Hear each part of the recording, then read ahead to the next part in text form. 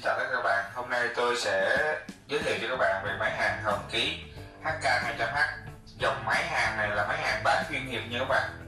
Rồi, đầu tiên chúng ta sẽ bắt gặp được đó là một cái giấy hướng dẫn sử dụng.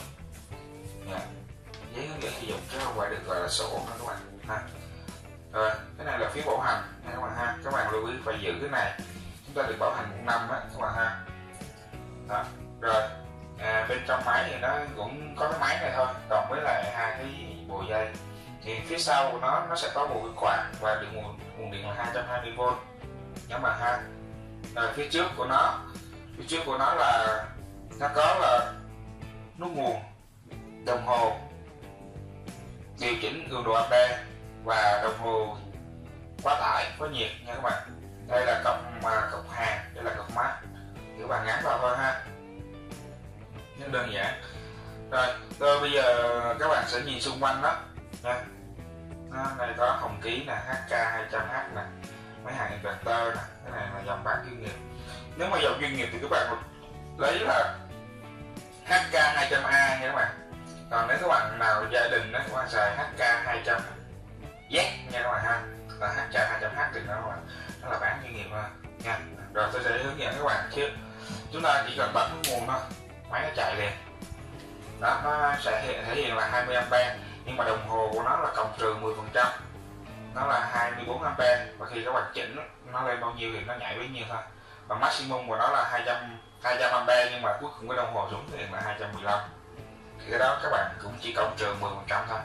Còn chỉ có hàng Nhật và Hàn Quốc thì cái đồng hồ này nó mới chính xác nha các bạn. Nó là chính xác là bao nhiêu ampe, chính xác bao nhiêu ampe nha.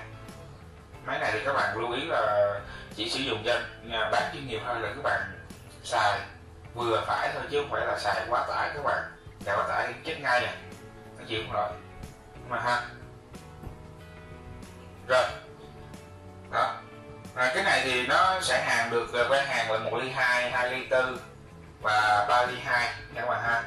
Nhưng mà theo tôi biết thì các bạn, cái máy này tôi đã test trên ngoài công trường rồi thì nó xài khoảng 2 ly 4 kéo liên tục. 3 ly 2 thì các bạn chỉ có chấm thôi, các bạn không thể nào mà xài liên tục được. Nếu các bạn nào mà cố gắng xài cứ nghĩ là 200A mà xài liên tục á thì các bạn sai lầm rồi. Máy này mà các bạn kéo 3 ly 2 liên tục máy chết ngay. Các bạn xài 2 ly 4 mà các bạn kéo cũng vừa thôi, các bạn nâng niu nó chút xíu thì nó mới sống. Các bạn mà cứ 200H mà các bạn cứ nghĩ là nó là HK200A mà các bạn kéo thì thôi. Đó. Tôi là Tâm đến từ website HaMarket. Tôi vừa mới giới thiệu xong cho các bạn về dòng máy Hồng Ký HK200H inverter. Các bạn yêu thích tôi, các bạn có thể nhấn subscribe hoặc đăng ký kênh của tôi để nhận một số clip mới nhất về hàng chính hãng. Xin chân thành cảm ơn và hẹn gặp lại các bạn.